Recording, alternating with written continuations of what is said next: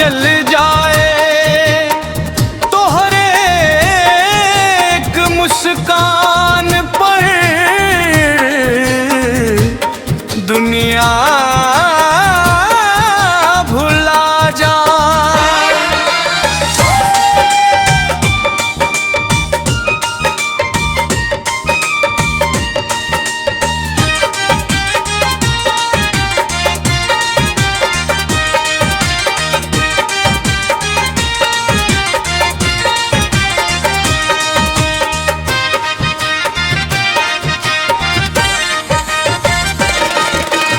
गाल गुलाबी अखियां नशीली चाल बड़ी कमाल, गाल गुलाबी अखियां नशीली चाल बड़ी कमाल।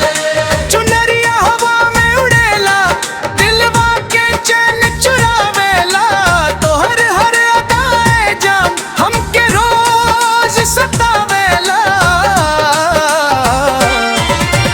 मोबाइल पर फोटो तोहार बार बार निहारी ले, रात भर तो हो रे सपना में हंसत हंसत जागी ले।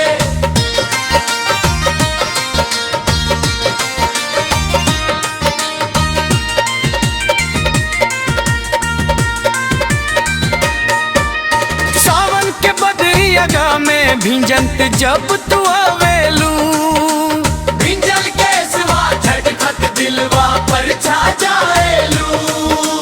पायल के छन छन कानवा में रस घोल देला, तोहरे हंसी के जादू हर दुखवा भूल देला।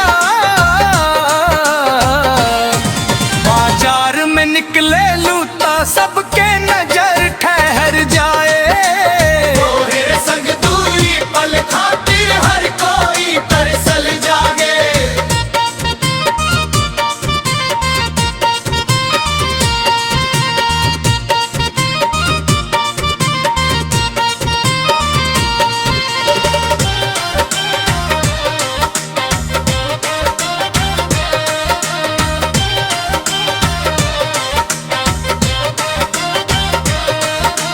हथवा में हाथ धर के दूर कहीं चल जाए, प्यार के नया कहानी दुनिया भर में लिख जाए। तोहरे बातन में मिठास गुड़ से मीठल लागे, तोहरे बिना ही दिलवा हर पल सुना लागे। चांद भी शर्म जाए तोहरे रूप निहारी के, चारों चमक उठे तोहरे नाम पुकारी के।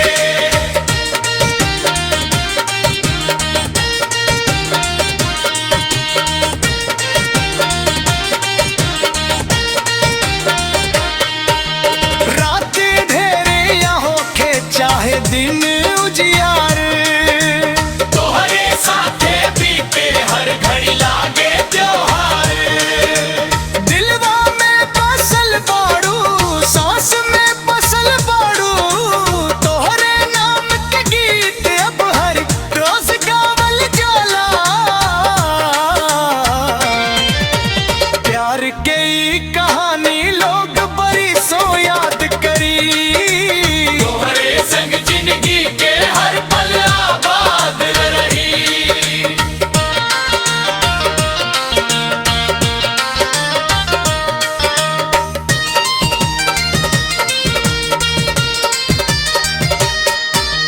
रब से बस इतने मांगब साथ कभी ना छूटे, नैया के डोरिया जन्म जन्म तक ना टूटे।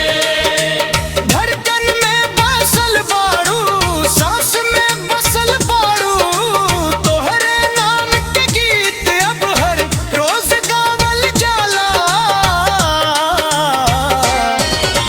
प्यार के ई कहानी लोग बड़ी सो याद करी, तोहरे संग जिंदगी के हर पल आबाद रही।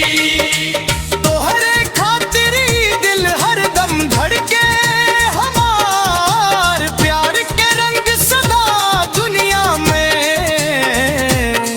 चमके।